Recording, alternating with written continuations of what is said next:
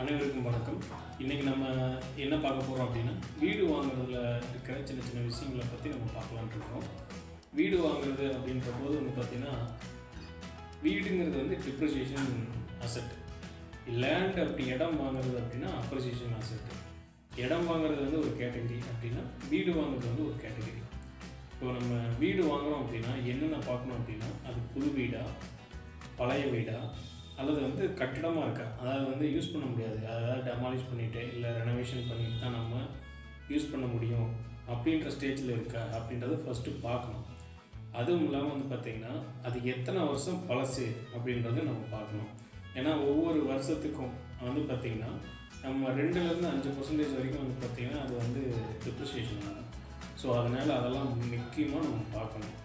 அடுத்து அந்த இடத்துக்கு வந்து டிடிசிபி அல்லது பஞ்சாயத்து இந்த மாதிரியான அப்ரூவல்லாம் வாங்கியிருக்கா அப்படின்னு சொல்லி நம்ம பார்க்கணும். அடுத்து வந்து பார்த்திங்கன்னா, அந்த வீடு கட்டுறதுக்கு பிளான் அப்ரூவல் வாங்கியிருக்காங்களா அப்படின்றத நம்ம பார்க்கணும். இப்போது நம்ம டிடிசிபி அப்ரூவல் வாங்கியிருக்கோம் அப்படின்னா, இடத்துக்கு உண்டான அப்ரூவல் நம்ம வாங்கியிருக்கோம் அப்படின்னா, அதுக்கு வந்து பார்த்திங்கன்னா கரெக்டான மெஷர்மெண்ட் இருக்கா அப்படிங்கிறத பார்க்கணும். அடுத்து பிளான் அப்ரூவல் வாங்கியிருந்தாங்க அப்படின்னா, பிளான் அப்ரூவல் பிரகாரம் அந்த வீடு கட்டியிருக்காங்களா, ஏதாவது நம்ம அந்த டீவியேஷன் சொல்லுவோம், அந்த மாதிரி ஏதாவது எக்ஸ்ட்ராவாக பண்ணியிருக்காங்களா அப்படின்றத நம்ம தெரிஞ்சுக்கணும். ஏன் அப்படின்னா, அந்த எக்ஸ்ட்ரா பண்ணதுக்கு வந்து பார்த்திங்கன்னா நம்ம பெனால்ட்டியோடு சேர்த்து வரி கட்டுற மாதிரி வரும். அது ரொம்ப முக்கியமாக பார்க்கணும். அடுத்து வந்து பார்த்திங்கன்னா, அந்த பில்டிங் கட்டுறதுக்கு பயன்படுத்திய பொருட்கள்லாம் எப்படி இருக்குது, தரமானதாக இருக்கா அப்படின்றத பார்க்கணும். புது வீடாக இருந்தாலும் சரி, பழைய வீடாக இருந்தாலும் சரி, அது தரமானதாக இருக்கா அப்படின்றத வந்து நம்ம செக் பண்ணி பார்த்துக்கணும்.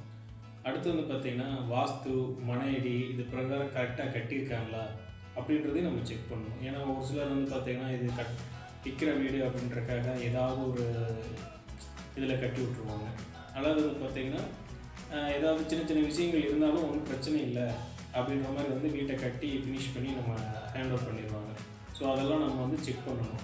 எப்பவுமே பழைய வீடு வாங்குகிறோம் அப்படின்னா இது கம்பல்சரி செக் பண்ணி ஆகணும். அடுத்து வந்து பார்த்திங்கன்னா, வாட்டர் டேங்க் கெப்பாசிட்டி எவ்வளோ, செப்டி டேங்கோட கெப்பாசிட்டி எவ்வளோ, இது வந்து நம்ம வாங்கினா நம்ம ஃப்யூச்சருக்கு இது கரெக்டாக இருக்குமா, நம்ம ஃபேமிலியெல்லாம் இருக்கிற மெம்பர்ஸ்க்கு எல்லாத்துக்குமே செட் ஆகுமா அப்படின்றது எல்லாமே பார்க்கணும். என்விரான்மெண்ட் பார்க்கணும், அந்த ஏரியா பார்க்கணும், அந்த ஏரியா வந்து நம்மளுக்கு கரெக்டானதாக இருக்குமா, ஸ்கூல் காலேஜ் எல்லாம் பக்கத்தில் இருக்கா அப்படின்றது எல்லாமே பார்க்கணும்.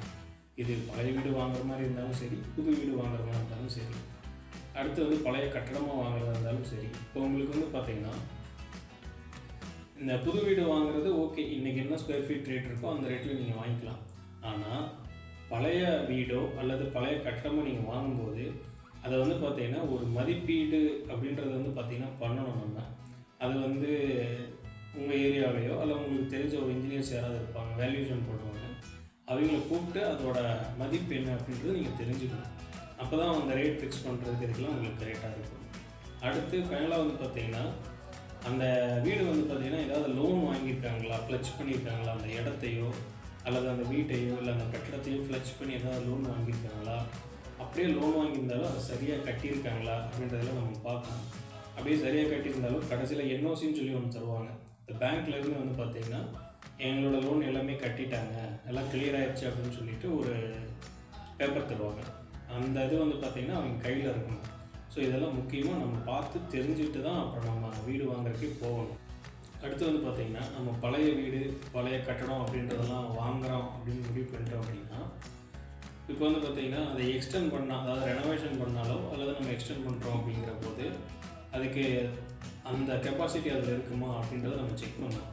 இப்போ வந்து பார்த்திங்கன்னா, நீங்கள் 1 BHK வீடு வாங்கிடுவீங்க, பட் உங்களோட ரெக்யூர்மெண்ட் வந்து 2 BHK வீடாக இருக்கலாம். அப்படி 2 BHK வீடு வந்து எக்ஸ்டெண்ட் பண்ணுறதுக்கு உண்டான இடம் கரெக்டாக இருக்கா, வாஸ்து பிரகாரமோ அல்லது வந்து பார்த்திங்கன்னா ஒரு காலம் பீம் போட்டு அதை கனெக்ட் பண்ணுறதுக்கு எல்லாமே கரெக்டாக இருக்கா நீங்கள் வந்து பார்த்துக்கணும். ஏன்னா ஒரு சிலர் வந்து பார்த்திங்கன்னா அதை ரெனோவேட் பண்ண முடியாத மாதிரி பண்ணிடுவாங்க. ஒரு சிலர் வந்து பார்த்திங்கன்னா இடம் இருக்குது, நம்ம எப்படி வேணால் கட்டலாம் அப்படின்றதுக்காக கட்டி விட்டுருவாங்க. பட் ஃப்யூச்சரில் வந்து அதை எக்ஸ்டெண்ட் பண்ணும்போது நம்மளுக்கு டோட்டலாக கொலாப்ஸ் பண்ணுற மாதிரி ஆயிடும், அதாவது டெமாலிஷ் பண்ணிவிட்டு புதுசாக கன்ஸ்ட்ரக்ஷன் பண்ணுற மாதிரி ஆயிடும். அதனால் அதெல்லாம் நீங்கள் வந்து கொஞ்சம் பார்த்து தான் வாங்கணும், நம்மளோட ரெக்யூர்மெண்ட்டுக்கு எப்படி பண்ணலாம் என்ன ஏதுங்கிறது. அடுத்து வந்து பார்த்திங்கன்னா, நம்ம கிரவுண்ட் ஃப்ளோரில் நம்ம இருக்கலாம், ஃபஸ்ட் ஃப்ளோரில் இருக்கிறத வந்து நம்ம ரெண்டல் பர்பஸ்க்காக யூஸ் பண்ணிக்கலாம் அப்படின்ற நம்ம ஃபிக்ஸ் பண்ணுறோம் அப்படின்னா, அப்படி ஃபிக்ஸ் பண்ணும்போது அது மேலே வந்து காலம் பீம்லாம் கரெக்டாக போட்டிருக்காங்களா அப்படின்றத நம்ம பார்க்கணும். ஏன்னா ஒரு சிலர் வந்து கட்காலம் போட்டு, அதாவது பேஸ்மெண்ட்டத்துக்கு கீழே மட்டும் காலம் போட்டிருப்பாங்க, ஒரு சிலர் வந்து ஃபுல் காலம் போட்டிருப்பாங்க. ஸோ அதையே வந்து நம்ம தெரிஞ்சுக்கணும், நம்ம எத்தனை கம்பி போட்டிருக்காங்க, அது வந்து எவ்வளோ லோடு தாங்குற அளவுக்கு, அதாவது G+2 G+3 எந்த அளவுக்கு அது தாங்குற அளவுக்கு ப்ரோக்ராம் பண்ணியிருக்காங்க அப்படின்றத வந்து தெரிஞ்சுட்டு தான் நம்ம வாங்கணும். ஏன்னா நம்மளோட ரெக்யூர்மெண்ட்டுக்காக அது வரல அப்படின்னா நம்ம எக்ஸ்ட்ரா செலவு பண்ணுற மாதிரி ஆகிடும். ஸோ அதெல்லாம் முக்கியமாக நம்ம பார்க்கணும்.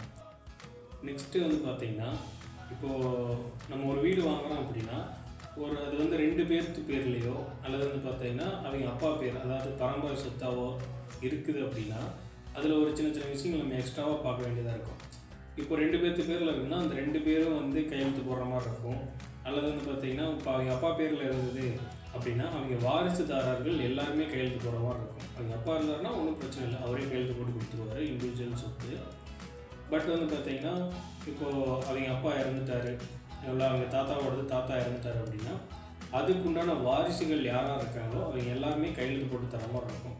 பட் வந்து பார்த்திங்கன்னா இது ஒரு சில இடத்துல வந்து ஒரு சிலர் வந்து விட்டுருவாங்க, அவங்க ஃபாரினில் இருக்காங்க, இல்லை அவங்க கூட வந்து எங்களுக்கு சண்டை, இல்லை அவங்க வந்து எங்களுக்கு வந்து கம்ஃபர்டபுளாக இருக்க மாட்டாங்க அப்படின்ற மாதிரி என்னென்னா ஒரு சிலர் வந்து விட்டுருவாங்க.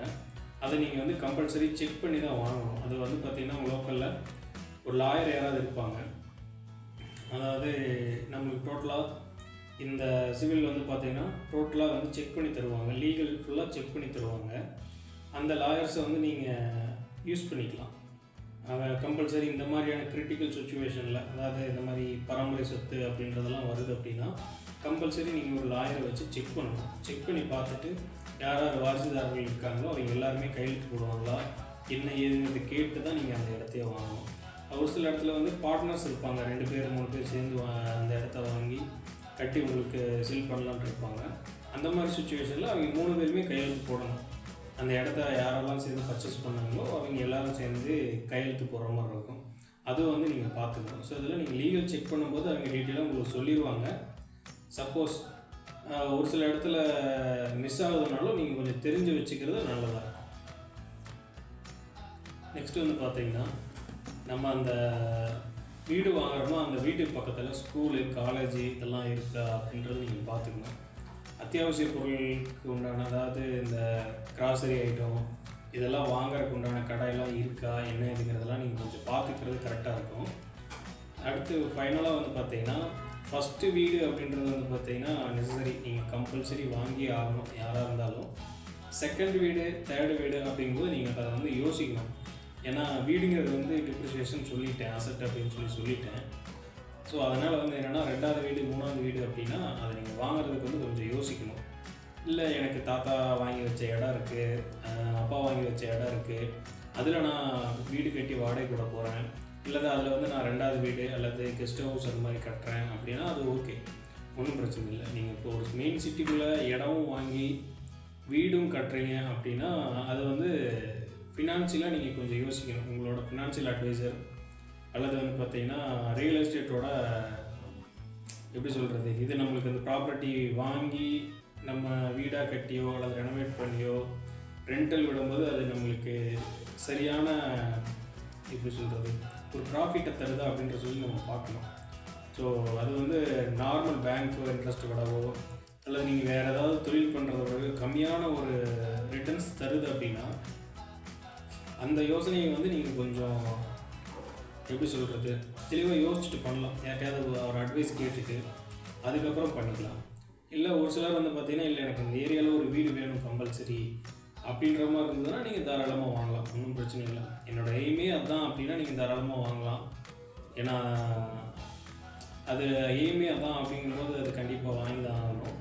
அதுபோக வேறு ஏதாவது காரணத்துக்காக இல்லை என்கிட்ட ஒரு அமௌண்ட் இருக்குது, நான் ரியல் எஸ்டேட்டில் இன்வெஸ்ட்மெண்ட் பண்ணணும் அப்படின்னா அதெல்லாம் வந்து பார்த்திங்கன்னா செகண்ட் வீடு தேர்ட் வீடு அப்படிங்கும்போது யோசிச்சுட்டு தான் நீங்கள் வாங்கணும்.